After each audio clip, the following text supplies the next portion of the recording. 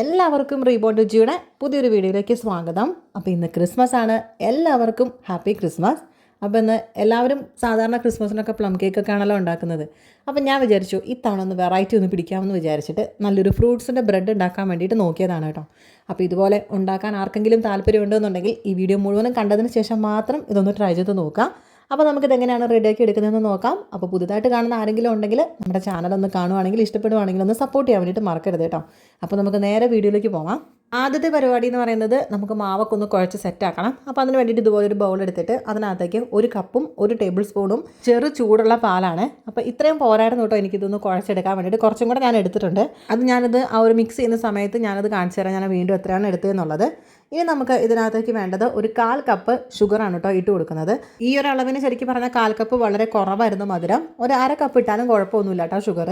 ഇനി നമുക്ക് ഇതിനകത്തേക്ക് ഈസ്റ്റാണ്. അത് ഒരു 2 ടേബിൾ സ്പൂണാണ് കേട്ടോ ഈസ്റ്റ് ഇട്ട് കൊടുക്കുന്നത്. അപ്പോൾ അതും കൂടെ ഒന്ന് ഇട്ട് കൊടുത്തിട്ടുണ്ട്. എന്നിട്ട് നമുക്കിനി ഇത് മൂന്നും കൂടെ കൂടിയിട്ട് നല്ല പോലെ ഒന്ന് മിക്സ് ചെയ്ത് കൊടുക്കാം. ആ ഷുഗർ ഒന്ന് നല്ലപോലെ ഒന്ന് മെൽറ്റായിട്ട് വരണം. അപ്പോൾ അതുവരെ നമുക്ക് നല്ലപോലെ ഒന്ന് മിക്സ് ചെയ്ത് കൊടുക്കാം. അപ്പോൾ ചെറിയ ചൂടുള്ള പാലായതുകൊണ്ട് തന്നെ അത് പെട്ടെന്ന് തന്നെ ആയിക്കോളും, അലിഞ്ഞു പോയിക്കോളും. അതുകൊണ്ട് നമുക്ക് നല്ലപോലെ ഇതെല്ലാം കൂടെ കൂടിയിട്ട് നല്ലപോലെ ഒന്ന് മിക്സ് ചെയ്ത് കൊടുക്കാം. അങ്ങനെ ഇത് മിക്സ് ചെയ്ത് വെച്ചിട്ടുണ്ട്. ഇനി നമുക്കിതിനകത്തേക്ക് 1 എഗ്ഗാണ് കേട്ടോ ഒഴിച്ചു കൊടുക്കുന്നത്. ഇത് മുഴുവനായിട്ടും 1 എഗ്ഗിനെ കൂടെ ഇതിനകത്തേക്ക് ഒന്ന് ഒഴിച്ചു കൊടുത്തിട്ടുണ്ട്. എന്നിട്ട് നമുക്ക് അതും കൂടെ കൂടിയിട്ട് നല്ല പോലെ ഒന്ന് വീണ്ടും മിക്സ് ചെയ്തെടുക്കണം. ബീറ്റർ ഒന്നും ആവശ്യമില്ലാട്ടോ നമുക്കിതുപോലെ ചെയ്തെടുക്കാൻ വേണ്ടിയിട്ട്. ഈ ഒരു വിസ്ക് മാത്രം മതി നമുക്കിതുപോലെ ഒന്ന് ചെയ്ത് കൊടുക്കാൻ വേണ്ടിയിട്ട്. അപ്പോൾ അതെല്ലാം കൂടെ കൂടിയിട്ട് നമുക്ക് നല്ല പോലെ ഒന്ന് മിക്സ് ചെയ്തെടുത്തിട്ടുണ്ട്. ഇനി നമുക്ക് ഇതിനകത്തേക്ക് മൈദയാണ് ഇട്ട് കൊടുക്കുന്നത്. അപ്പോൾ ഞാനിവിടെ എടുത്തിട്ടുള്ളത് 500 ഗ്രാമാണ് കേട്ടോ മൈദ എടുത്തിട്ടുള്ളത്. ഏകദേശം 4 കപ്പാണ് കേട്ടോ വരുന്നത്. അപ്പോൾ നമുക്ക് അത് ഇതിനകത്തേക്ക് ഒന്ന് ഇട്ട് കൊടുക്കാം. മുഴുവനായിട്ട് നമുക്ക് അങ്ങോട്ട് ഇട്ട് കൊടുക്കാം.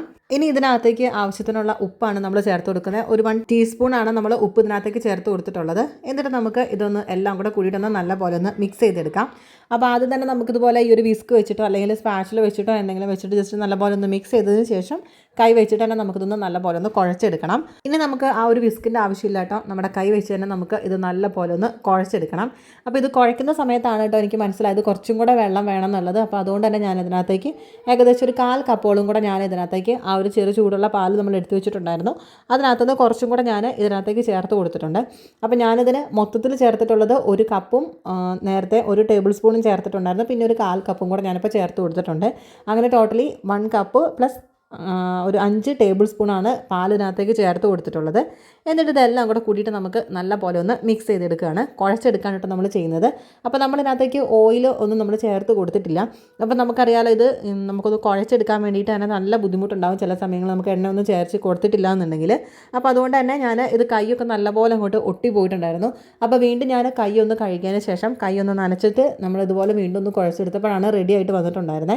എന്നാലും നമുക്ക് ഇത് കുഴയ്ക്കുന്ന സമയത്ത് ഒരു ഒട്ടലുണ്ടാവും. അപ്പോൾ അതുകൊണ്ട് തന്നെ നമ്മൾ ഇതിനകത്തേക്ക് ഒന്നെങ്കിൽ നമ്മൾ എന്തെങ്കിലും ഉപയോഗിക്കുന്ന ഓയിൽ, കുക്കിംഗ് ഓയിൽ ഉണ്ടല്ലോ, നമ്മൾ സൺഫ്ലവർ ഓയിൽ അങ്ങനെ എന്തെങ്കിലും നമുക്ക് ഇതുപോലെ ഒന്ന് സ്പ്രേ ചെയ്ത് കൊടുക്കാം. അല്ലാന്നുണ്ടെങ്കിൽ കുറച്ച് ബട്ടർ ഇതുപോലെ ഒന്ന് എടുത്തിട്ട് നമുക്കിത് എല്ലാ ഭാഗത്തേക്കും ഒന്ന് ആക്കി കൊടുത്ത് അങ്ങനെ നമുക്ക് ഇതൊന്ന് നല്ലപോലെ ഒന്ന് കുഴച്ചെടുക്കാം. അപ്പോൾ നല്ല ഒരുപാട് ഇങ്ങനെ സോഫ്റ്റ് ഒന്നും ആവേണ്ട ആവശ്യമില്ല. നമ്മൾ നല്ലപോലെ ഒന്ന് എല്ലാം കൂടെ ഒന്ന് കൂട്ടി കുഴച്ച് നമുക്കൊന്ന് റെഡിയാക്കി എടുക്കുന്നത് മാത്രമേ ഉള്ളൂ. കാരണം നമ്മൾ ഇതൊന്ന് റെസ്റ്റ് ചെയ്യാൻ വേണ്ടിയിട്ട് വെക്കുന്നുണ്ട്. അപ്പോൾ അതുകൊണ്ട് തന്നെ നമുക്ക് ഇതെല്ലാം കൂടെ കൂടിയിട്ട് നല്ലപോലെ ഒന്ന് കുഴച്ചെടുക്കാം. അപ്പോൾ ഇതാ ഏകദേശം നമ്മളൊന്ന് കുഴച്ച് ഒന്ന് സെറ്റാക്കി ഇതുപോലെ ഒന്ന് ആക്കി എടുത്തിട്ടുണ്ട്. ഇനി നമുക്ക് ഇതൊന്ന് മൂടി വെച്ചിട്ട് ഒരു 30 മിനിറ്റ് കഴിഞ്ഞിട്ട് നമുക്കിതൊന്ന് ഓപ്പൺ ചെയ്ത് നോക്കാം. അപ്പോഴത്തേക്ക് ഇതൊരു ഡബിൾ സൈസ് ആയിട്ട് വരും കേട്ടോ. അപ്പോൾ അങ്ങനെ ഇതാ ഒരു 30 മിനിറ്റ് കഴിഞ്ഞപ്പോഴത്തേക്കും നമ്മുടെ മാവ് ഇതാ നല്ല പോലെ പൊന്തി ഡബിൾ സൈസ് ആയിട്ട് വന്നിട്ടുണ്ട്. അപ്പോൾ ഇതുപോലെ നല്ല സോഫ്റ്റ് ആയിട്ട് തന്നെ വന്നിട്ടുണ്ട് കേട്ടോ ഇത്. ഇനി നമുക്ക് ഇതിനെ ഒന്ന് എടുത്തിട്ട് നമുക്കതൊന്ന് പരത്തി എടുക്കാനുള്ളതാണ്.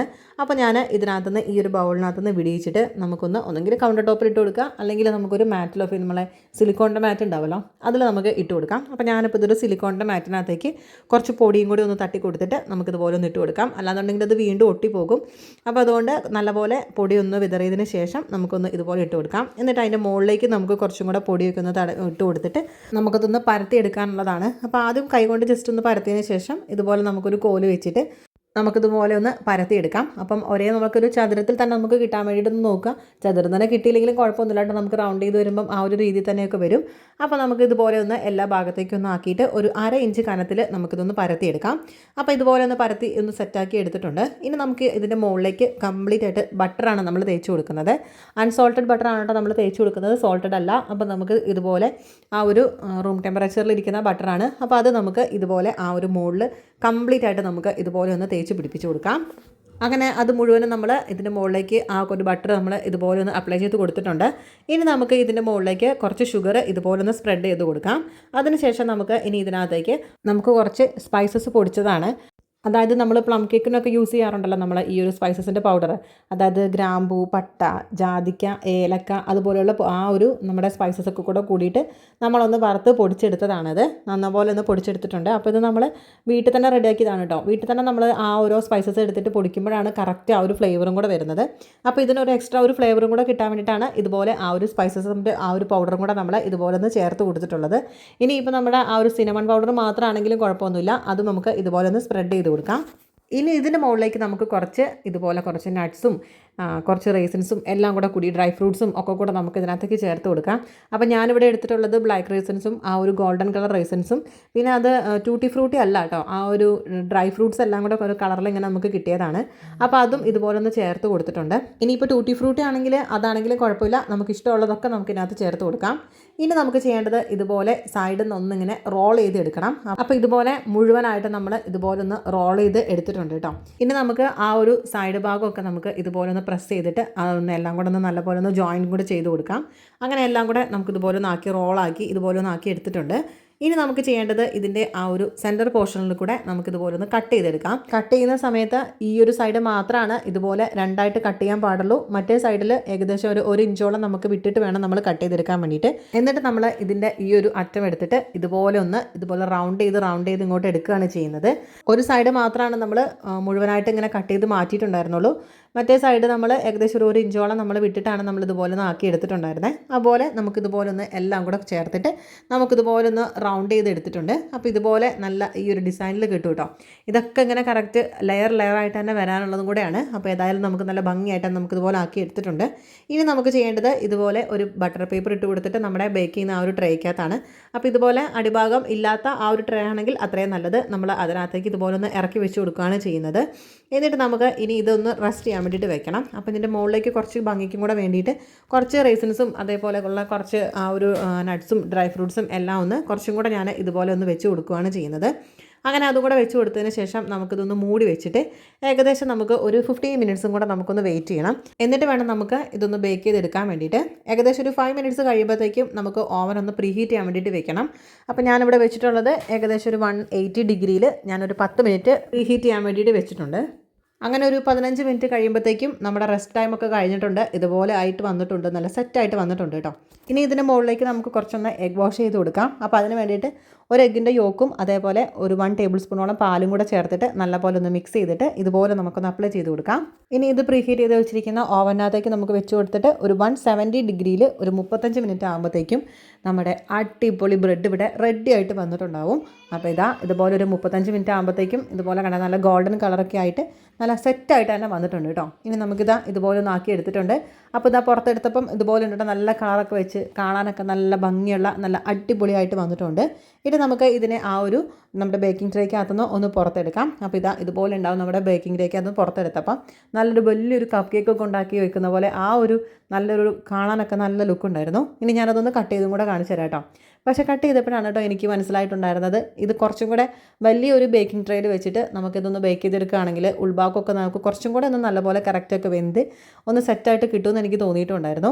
അപ്പോൾ ഇത് ശരിക്കും പറഞ്ഞിട്ടുണ്ടെങ്കിൽ നമ്മളിതിൻ്റെ ഈ ഒരു അളവിൻ്റെ കറക്റ്റ് പകുതി എടുത്തിട്ട് ഈ ഒരു 7 ഇഞ്ച് കേക്ക് ടിന്നിനകത്തേക്ക് ബേക്ക് ചെയ്തെടുക്കുകയാണെങ്കിൽ നല്ല അടിപൊളിയായിട്ട് തന്നെ വരും. അപ്പോൾ എനിക്കിത് കുറച്ച് കൂടുതലായി പോയിട്ടുണ്ടായിരുന്നു. ആ ഒരു മൈദയും എല്ലാം എടുത്തത് ഒന്ന് കുറച്ച് കൂടി പോയിട്ടുണ്ടായിരുന്നു. അപ്പോൾ നിങ്ങൾ ആരെങ്കിലും ചെയ്യുന്നുണ്ടെങ്കിൽ ഇതിൻ്റെ നേർ പകുതി ക്വാണ്ടിറ്റിയിൽ ഇതിൻ്റെ ഈ എല്ലാ ഐറ്റംസും എടുത്തതിന് ശേഷം ഇതുപോലെ ഒന്ന് ചെയ്തിട്ടുണ്ടെങ്കിൽ നല്ല പെർഫെക്റ്റ് ആയിട്ടാണ് നമുക്ക് കിട്ടുകയും ചെയ്യും കേട്ടോ. ഷുഗർ മാത്രം ഏതായാലും നമ്മൾ ഇടുന്ന സമയത്ത് നമ്മളിപ്പം ഈ ഒരു അളവിലാണ് ചെയ്യുന്നതെങ്കിൽ ഈ ഒരു വലിയൊരു ബേക്കിംഗ് ട്രേയിൽ ചെയ്യുകയാണെങ്കിൽ ഓക്കെ. അങ്ങനെയാണെന്നുണ്ടെങ്കിൽ നമ്മൾ 1/2 കപ്പ് ഷുഗർ ആഡ് ചെയ്യണം. ഇല്ലാന്നുണ്ടെങ്കിൽ 1/4 കപ്പ് ഷുഗർ എടുത്തതിന് ശേഷം ഒരു 250 ഗ്രാം മൈദ വെച്ചിട്ട് നമ്മൾ ബാക്കിയെല്ലാം ആ ഒരു അളവിൽ ചെയ്തെടുക്കുകയാണെങ്കിൽ നല്ല പെർഫെക്റ്റ് ആയിട്ടാണ് നമുക്കിത് കിട്ടും. അപ്പോൾ ആർക്കെങ്കിലും ചെയ്യാൻ താല്പര്യം ഉണ്ടെങ്കിൽ ഈ രീതിയിലൊന്ന് ചെയ്ത് നോക്കിക്കോട്ടോ.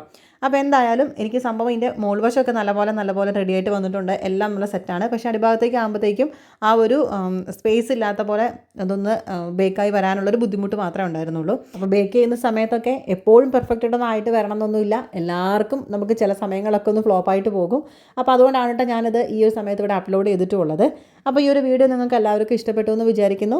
അപ്പോൾ നിങ്ങൾ ചെയ്യുകയാണെന്നുണ്ടെങ്കിൽ ഇതിൻ്റെ പകുതി ക്വാണ്ടിറ്റിയിൽ എടുത്തതിന് ശേഷം ഇതുപോലെ തന്നെ ചെയ്തിട്ടുണ്ടെങ്കിൽ നല്ല പെർഫെക്റ്റ് ആയിട്ട് വരും. ആ ഒരു 7 ഇഞ്ചിൻ്റെ കേക്കിനകത്തൊക്കെ ആക്കുവാണെങ്കിൽ ഷുഗർ എടുക്കുന്നത് മാത്രം ഈ ഒരു 1/4 കപ്പ് എടുക്കുക, ബാക്കിയെല്ലാം പകുതി എടുക്കുകയാണെങ്കിൽ കറക്റ്റായിട്ട് വരും കേട്ടോ. ആ ഒരു മധുരവും എല്ലാം റെഡിയാവും. അപ്പോൾ ഈ ഒരു വീഡിയോ ഇഷ്ടപ്പെട്ടു എന്ന് വിചാരിക്കുന്നു. പുതിയൊരു വീഡിയോ ആയിട്ട് നമുക്ക് അടുത്ത് കാണാം. Thanks for watching. ബൈ.